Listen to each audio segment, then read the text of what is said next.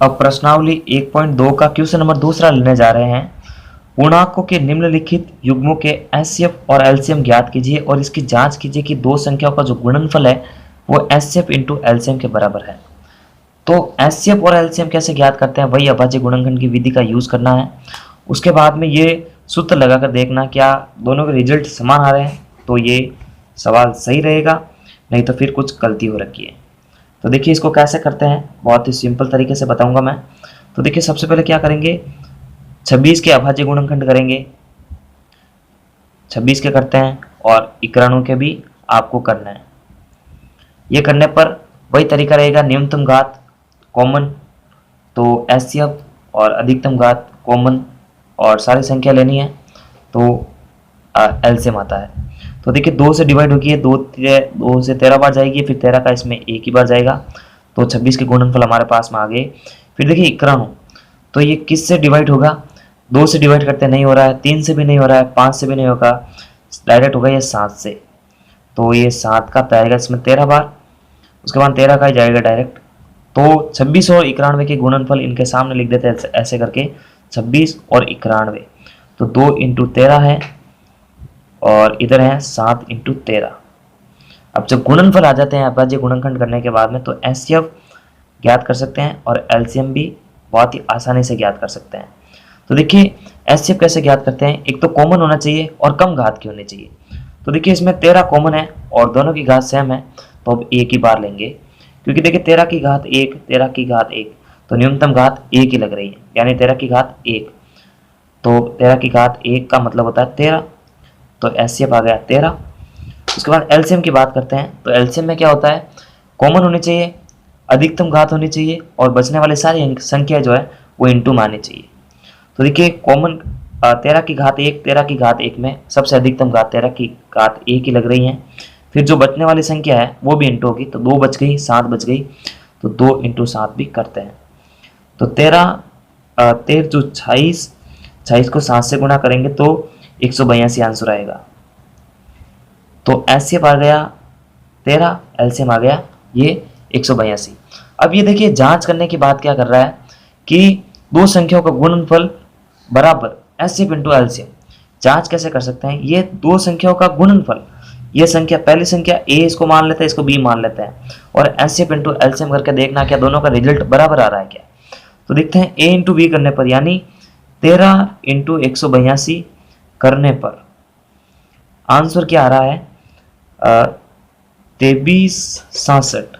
और ये दो जो संख्या है हमारे पास में एचसीएफ इंटू एलसीएम, सॉरी ये तो रहा, ये रहा एचसीएफ, ये रहा एलसीएम, क्योंकि हमने ज्ञात किया है। और फिर जो पहली संख्या ये ए, ये दूसरी संख्या बी, तो 26 इंटू 91 करते हैं तो भी रिजल्ट आता है 2367। इसका मतलब ये सवाल सही है।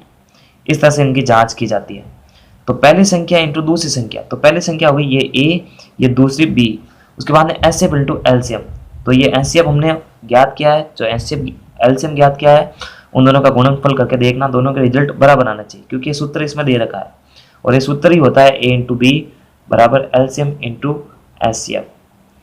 इन दोनों का गुणनफल बराबर होना चाहिए, ये सूत्र भी है। वैसे आगे बढ़ते हैं, तो 510 और 92 का भी आपको जो है एचसीएफ और एलसीएम ज्ञात करना है इसी तरीके से। तो 510 का सबसे पहले अभाज्य गुणनखंड करते हैं और उसके बाद में करते हैं 92 का भी। तो ये 2 से डिवाइड होगा तो 2 दूनी 4 रहेगा, फिर 1 2 पंजे 10 और वापस 1 2 पंजे 10। 3 का जा रहा है क्या, तो बिल्कुल जा रहा है 3 का, 3 8 24 और 3 पंजे 15। फिर देखिए 3 का जाएगा नहीं, डायरेक्ट जाएगा 5 का, 5 एकम 5 और 5 7 35, ये जाएगा 17 बार। अब डायरेक्ट ये हो गया, एक आने पर इसका प्रोसेस खत्म हो जाता है। फिर 2 का भाग देते हैं इसमें 92 में, तो 2 चौके 8, 2 छक्के 12, 2 दूनी 4, 2 तिया 6, फिर 23। तो इस तरह से इसका अभाज्य गुणनखंड भी हमने ज्ञात किया है। तो फिर 510 के सामने लिख देते हैं 2 into 3 into 5 into 17, 2 into 3 into 5 into 17, और 92 के सामने लिखते हैं 2 इंटू 2 2 इंटू 2 इंटू 23। अब लिखते हैं घात में, तो देखिए इधर तो घात वाला कोई रूप है ही नहीं, लेकिन इधर घात वाला कोई रूप है, क्योंकि 2 बार आया तो 2 की घात 2 इंटू 23 की घात 1। अब देखिए एचसीएफ ज्ञात करते हैं, तो देखिए एचसीएफ में एक तो कॉमन होना चाहिए और न्यूनतम घात होनी चाहिए। तो देखिए इधर भी 2 है और इधर है 2 की घात 2, तो ये 2 का मतलब क्या होता है, 2 की घात 1 है, तो न्यूनतम घात होनी चाहिए और कॉमन नहीं होनी चाहिए। तो कॉमन इसमें 2 आ रहा है, इसमें भी 2 आ रहा है, तो 2 की घात 1 न्यूनतम है यानी कम होनी चाहिए, तो 2 की घात 1 मतलब 2 इसका एचसीएफ आ जाएगा। उसके बाद एलसीएम ज्ञात करते हैं, तो कॉमन होनी चाहिए और अधिकतम घात होनी चाहिए प्लस बचने वाली सारी संख्या इंटू में आएगी। तो देखिए कॉमन है 2, अधिकतम घात है 2 की घात 2 इंटू सारी संख्याएं जो बच गई हैं, तो ये 23 बच चुकी हैं, 3 इंटू 5 और 17 भी बच चुका है, तो 3 इंटू 5 इंटू 17 भी बच चुका है और 23 भी बच गया है। तो देखिए इन सभी को सॉल्व करने पर इन सभी को जब अपन सॉल्व करेंगे तो आएगा 23,460, 23,460 इसका रिजल्ट आएगा एलसीएम का।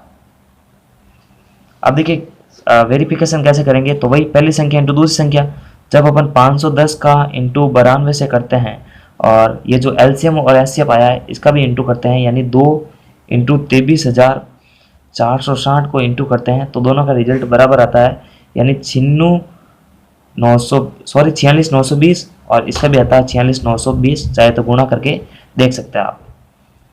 तो इसका मतलब ये भी जो है इसकी जांच की जा चुकी है, ये भी सही है। उसके बाद में इसके आगे बढ़ते हैं, 336 और 54 का भी कर लेते हैं। 336 और 54 का कैसे करेंगे, वही अभाज्य गुणनखंड की विधि रहने वाली है।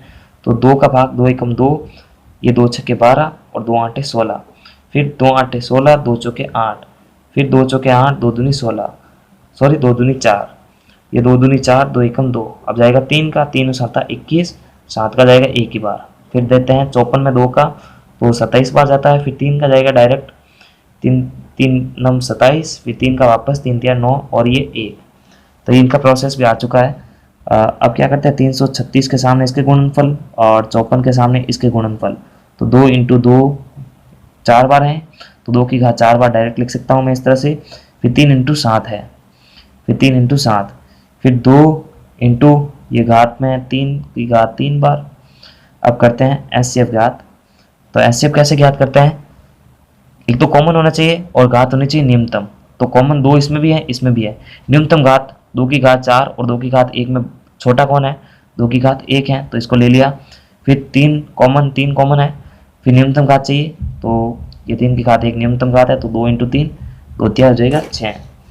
उसके बाद में एलसीएम ज्ञात करते हैं। तो एलसीएम में इसका उल्टा होता है, अधिकतम घात होनी चाहिए और बचने वाली सारी संख्या इंटू में आएगी, तो और जब कॉमन है तो अधिकतम घात होनी चाहिए, तो 2 की घात 4 कॉमन अधिकतम घात, 3 की घात 3 कॉमन में अधिकतम घात और बचने वाली संख्या सीपी है 7। अब देखो जब इसको इंटू करते हैं, इन सभी को इंटू करके सॉल्व करेंगे तो आएगा 30 24। अब वेरिफिकेशन कैसे करते हैं, वही पहली संख्या इंटू दूसरी संख्या, जब 336 को इंटू करते हैं 54 से और एचसीएफ इंटू एलसीएम यानी 6 को करते हैं 30 24 से, तो दोनों के रिजल्ट बराबर आते हैं 181 और 44, इसका भी आता है 181 और 44। तो इस तरह से क्वेश्चन नंबर दूसरा कंप्लीटली पूरा प्रोसेस के साथ में हो जाता है। तो इस तरह से सारे सवाल करने पड़ते हैं। नमस्कार, थैंक्स फॉर वॉचिंग। आगे आने वाले वीडियो के लिए नेक्स्ट टाइम पे सर को सब्सक्राइब करें और बेल आइकन को प्रेस करें।